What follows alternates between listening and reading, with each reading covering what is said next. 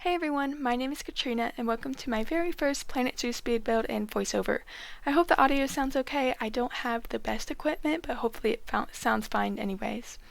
So a few things about myself before I start talking about what I'm building. My favorite game is Planet Zoo. I started playing less than a year ago and I had no previous experience with Planet Coaster or anything, but I love creative games and I love animals, so I really enjoy it and I caught on pretty quick with the controls by watching a bunch of videos and tutorials. So a little bit about what I'm building. I'm building a zoo based in the Everglades. If you don't know what the Everglades are, it's a marshland and swamp area in Florida. I chose to do the Everglades because I thought I would want to do a zoo in a swamp, and I did some research and the Everglades popped up and I thought it would be a really neat idea to do a zoo based in the Everglades. So instead of a national park, it's a national zoo. So it's not going to be a perfect replication of the Everglades. For example, the foliage, I tend to go a bit nuts with foliage. For example, in the entrance area, you'll see it's very lush and more jungle-like, but I do plan to make it more open once you walk into the zoo, and then there will be some more denser areas within the zoo too, where it's more like a swamp. And I did do some research on the foliage that is in Everglades, so I will be trying to implement some of that into the zoo, but like I said, I'm not being perfectly accurate here. So I probably didn't choose the best biome to build in.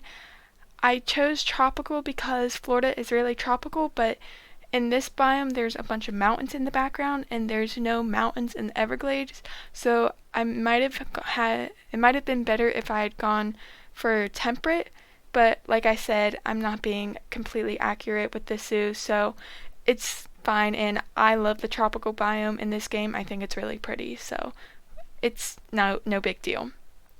So I'm hoping to have a lot of animals in this zoo, a lot of tropical animals, because I'm not going to have a lot of buildings in the zoo. Since it's a swamp, it might not always be the most practical to have a big building.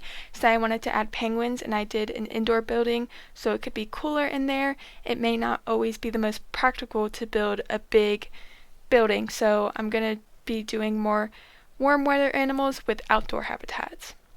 So here I am building the entrance, and it's inspired by the Everglades National Park Visitor Center.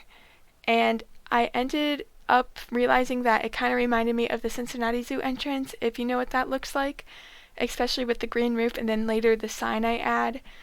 And I just thought that was a cool comparison.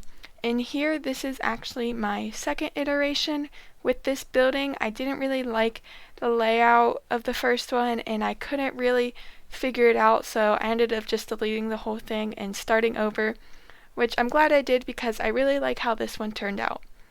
And if you're looking at it now, on the left side of the restaurant is a restaurant called the Swamp Shack, and I thought that was kind of a funny name. And then on the right side is just some restrooms. And then I built a road in front of the entrance. There's a drop-off area, and I made it too wide at first. It was like a 2-lane, which wouldn't have really made sense because if you came in on the left, you would be dropped off on the wrong side, and then you would have to cross the street, and that wouldn't really be practical. So I made it more narrow, and it's now a 1-lane with just room to pull over and drop someone off. And there's a parking lot over to the left of the entrance when you're looking from the front, and that's also nice because when you're in the drop-off area, you come in from the right, go through the drop-off area, and then you can either keep going, or if you were saying just dropping someone off and then go to park the car, you're on your way to the parking lot. And then at first I used the path for the street in the parking lot, and then I decided to cover it all with plaster instead so I could have the drop-off area go right up against the main entrance plaza, as you can see. And it was a little tricky with the drop-off area getting the curves, but I was able to figure it out, and I really like how it turned out in the end. So just some plans for the future in this zoo. I'm going to have a ton of raised walkways since it's a swamp and you can't really walk on flat ground in a swamp always, and there's going to be a lot of water.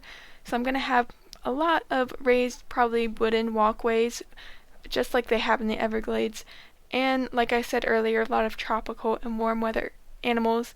And one animal the Everglades is really known for are their alligators, of course. Well, not just the Everglades, all of Florida really. And unfortunately, we do not have alligators in this game, but we do have saltwater crocodiles. So I will probably next episode be building an alligator habitat and just using saltwater crocodiles instead, and just saying they're alligators because they look the most similar to alligators. And yeah, and I'm really excited to keep working on the zoo. And thank you so much for watching. I hope you enjoy the rest of this speed build, and I'll see you next time.